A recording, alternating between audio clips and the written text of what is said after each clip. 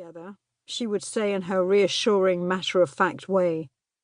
"I didn't know when Bob was sent home to Jamaica, making it only to Miami." On my first day back home, my friend arrived from Lagos with a gift from the revolutionary Nigerian musician Fela Anikulapo Kuti, who'd heard I was sick. A plastic film container full of their special jam, a sticky dark brown paste of condensed marijuana. Warily, I took a small taste. Seconds later, I was propelled from my chair and began banging my head against my pride and joy, my wall full of albums, as a green bolt of lightning split me, seemingly rearranging my molecular structure. Soon after, though, I started to feel much better and even went out for dinner with my friend. When I opened the door to my room, every surface was covered with phone messages. While Fela's jam had been healing me, Bob had taken wing. As I listened to the first tape, sitting in my Avenue C studio more than 2 decades later, I seemed to feel that ganja jam tear through my gut again. Mixed with the splashes of children jumping into the Kingston Sheraton swimming pool and the soft cocktail jazz of the hotel bar, tape warp makes Bob's laconic drawl hiccup horribly at regular intervals, rendering it unusable for a movie, perhaps, but sending me spinning back to 1976.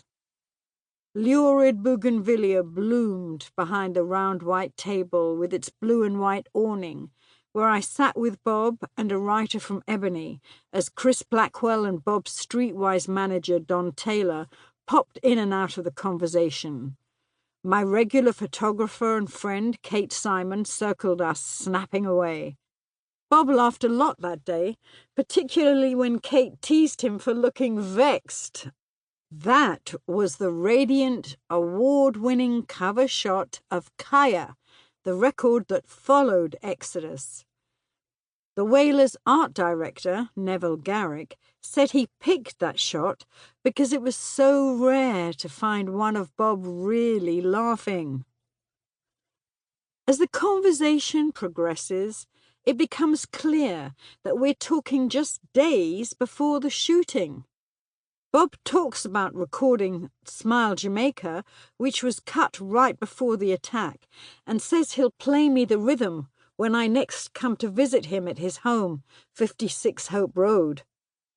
It's hard to transcribe the interviews because Bob is so uncannily prophetic it's disturbing, or awe-inspiring. It's just weird. I shiver when he pauses, chuckles dryly and says, "Jamaica great, man, the greatest place on earth. But it is a funny place, you know. The people them love you so much they would kill you." At the time, of course, while all of us chatted by the swimming pool, I took it as a figure of speech.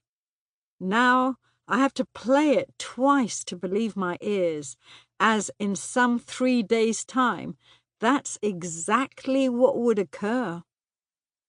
In examining the story of how the album Exodus was made, I discovered that this 18-month period, which had also been a significant time in my life, became more mysterious the closer I looked. On the most basic level, the given wisdom about the album's creation was that it had been written and recorded in London, and that the songs had been written in a rush of creativity after the assassination attempt on Bob's life. But as I prodded both my interviewees and my own memories of long-ago people and events, and pieced together the basic story of how Exodus was recorded, a very different picture emerged, one that was eloquent about Bob's creative process and his single-minded commitment to his music and message. The journey itself came to have its own bittersweet poignancy. To keep listening to this audiobook for free, click the link in the description. It will take you to a free Audible trial where you can listen to this and many other books for free for 30 days.